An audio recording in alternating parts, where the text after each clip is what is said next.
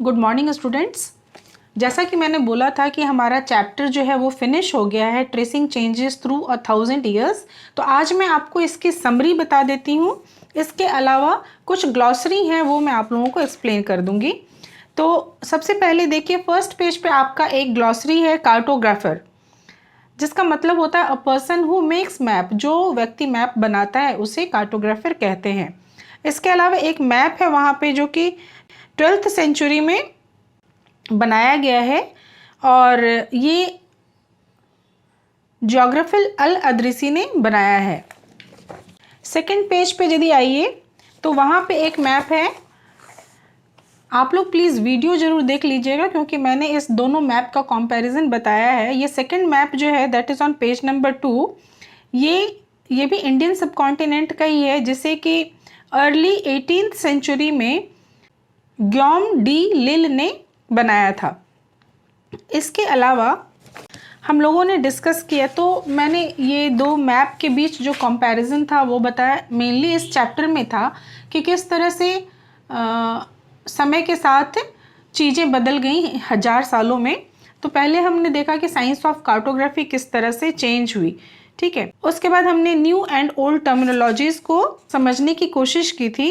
तो आपका page number 3 पे एक क्वेश्चन है कि can you think of any other words whose meanings change in a different context.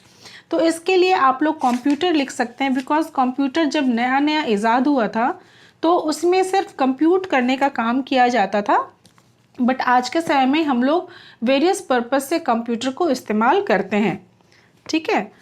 इसके बाद आर्काइव एक वर्ड है आपके ग्लॉसरी में, that means a place where documents and manuscripts are stored.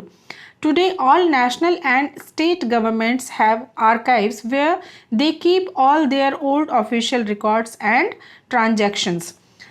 Archive का मतलब होता है कोई चीज़ जहाँ पे संभाल के रखी जाती है। ये एक बिल्डिंग होता है। आज के समय में स्टेट गवर्नमेंट और नेशनल गवर्नमेंट का अपना आर्काइव होता है जहाँ पे वो अपने डॉक्यूमेंट्स को बहुत संभाल के रखते हैं। आप यदि ये तो हो गया बिल्डिंग, बट आप देखेंगे कि ईमेल भी जब हम किसी को करते हैं तो बहुत सारे मेल्स जो हमें बहुत ज़्यादा भर जाता है यदि हमारा मेल, तो हम उन्हें आर्काइव कर देते हैं। मीन्स ऐसी जगह पे रख देते हैं कि वो संभाल के रखा हुआ है और यदि हमें फिर से ज़रूरत पड़े तो हम उसे देख सकते हैं। फिगर 1 में आपका एक पेंटिंग है, अ painting of A scribe making a copy of a manuscript. एक व्यक्ति है जो कि मैन्यूस्क्रिप्ट को कॉपी कर रहा है और ये कॉपी करते हुए उसकी पेंटिंग बनाई हुई है। So this painting is only 10.5 centimetre by 7.1 centimetre in size. Size में ये काफ़ी छोटा है। ये इतना छोटा है कि इसे मिनिएचर पेंटिंग कहते हैं। Because of its size it is called a miniature. So miniature painting were sometimes used to illustrate the text of manuscript. They were so beautiful that later collectors often took the manuscript apart and sold just the miniature. मतलब इतनी खूबसूरती से इसे लिखा जाता था कि बाद में चल के जो कलेक्टर होते थे वो इस मैन्यूस्क्रिप्ट को रख लेते थे और सिर्फ इसके मिनिएचर को बेच देते थे। फिर हमने दो डिफरेंट स्टाइल ऑफ राइटिंग, नास्टालिक स्टाइल एंड सिकास्ते स्टाइल की बात कही थी, और उसके बाद हमने new social and political group को समझा था जिसमें बहुत सारे नए नए कास्ट आए थे, राजपूत, कायस्थाज, जाट, मराठा और सिख। ये सब पॉलिटिकली बहुत ही स्ट्रांग हो गए थे। इसके बाद एक और ग्लॉसरी है आपका next, habitat. Habitat refers to a environment of a region and the social and economic lifestyle of its resident. इसके बाद इसमें एक एक्टिविटी दी हुई है कि of the technological, economic, social and cultural changes described in this section, which do you think were most significant in the town or village in which you live? जैसे कि हमने इस चैप्टर में बहुत सारे तरह के चेंजेस देखे, आपसे यहाँ पे ये पूछा जा रहा है कि आपके विलेज में इनमें से कौन सा चेंजेस ज़्यादा सिग्निफिकेंट था। ओके, एक सवाल, एक डिस्कशन इस पे भी हो सकता है कि आपसे बताया गया था कि तुगलक के समय में बहुत सारे वास्ट एरिया को उन्होंने कंट्रोल किया था और फिर मुगल्स ने भी बहुत सारा कंट्रोल किया था बहुत वास्ट एरिया को। तो ये सवाल किया जा रहा है कि ठीक है, why do you think rulers made such claims, इस तरह का क्लेम जो रूलर्स करते थे वो क्यों करते थे। तो बच्चों वो खुद को पावरफुल दिखाने के लिए इस तरह के क्लेम्स करते थे।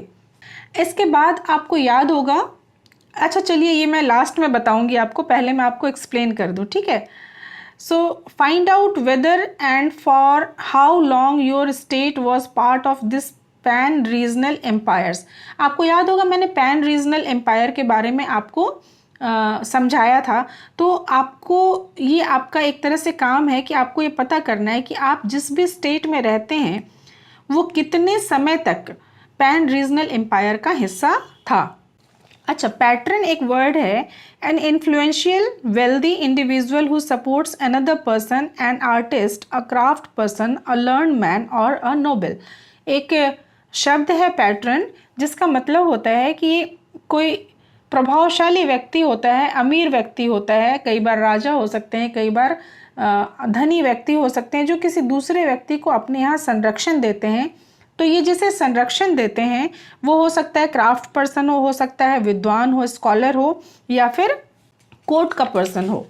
तो आपको एक चीज़ ध्यान होगी बच्चों कि मैं आपको कह रही थी कि हिस्ट्री पढ़ना है तो थोड़ा सा हिस्टोरियन भी बनना होगा, आपको भी तलाश करनी होगी। तो देखिए ये पूरा चैप्टर हमारा आज ख़त्म हो रहा है। इस पूरे चैप्टर में मैंने दो चीज़ें बहुत इम्पॉर्टेंट है जो मैंने छोड़ा है। वो क्यों छोड़ा है? ताकि मैं आपको क्लू दूंगी और आप उस क्लू से उस आंसर तक पहुंचेंगे। क्योंकि हिस्टोरियंस कैसे होते हैं, हिस्टोरियंस भी तो ऐसे ही होते हैं, सोर्सेज को एक क्लू की तरह इस्तेमाल करते हैं और तब वो किसी भी चीज़ का पता लगाते हैं। तो ठीक उसी तरह मैं भी आपको एक क्लू दूंगी, उस क्लू के थ्रू आप मुझे बताएंगे कि क्या था जिसे मैंने छोड़ा था। मैं बताती हूँ, हिंट देती हूँ आपको, ठीक है। एक तो आपको याद होगा कि मैंने जिक्र किया था कि अमीर खुसरो ने ढेर सारे लैंग्वेजेस के बारे में बताया है। तो उनमें से एक कोई सा लैंग्वेज था जो कि उस समय काफ़ी प्रचलित था। वो कौन सी लैंग्वेज थी वो मैं नहीं बताऊंगी, वो आपको बताना है। और जिसका जिक्र उन्होंने किया है और उन्होंने ये कहा है साथ में कि ये लैंग्वेज सिर्फ ब्राह्मण्स को ही आती थी, बाकी आम लोगों को ये लैंग्वेज नहीं आती थी। तो वो कौन सी लैंग्वेज थी जिसका जिक्र अमीर खुसरो ने किया है, ये आपको बताना है। और दूसरी चीज़ जो मैंने इसमें बहुत इंपॉर्टेंट है, जो मैं जानबूझ के आपको नहीं बताऊंगी, दूसरा क्लू मैं ये दे रही हूँ कि आपको उस क्रॉनिकलर का नाम बताना है, उस स्कॉलर का नाम बताना है जिन्होंने अपनी बुक लिखी 1356 में और उसके 2 साल बाद फिर से उन्होंने वो बुक लिखी। तो उस बुक के 2 वर्जन हो गए, लेकिन उसका जो फर्स्ट वर्जन था वो कहीं गायब हो गया और वो आज तक नहीं मिला है। तो वो कौन सी बुक है इसके बारे में आपको बताना है। और वो बुक जो है 1960 तक जो है सो कहीं भी नहीं मिली, कहीं लाइब्रेरी में कहीं खो गई, क्या हुआ कुछ पता नहीं। तो वो राइटर कौन थे उनका नाम भी आपको खोजना है।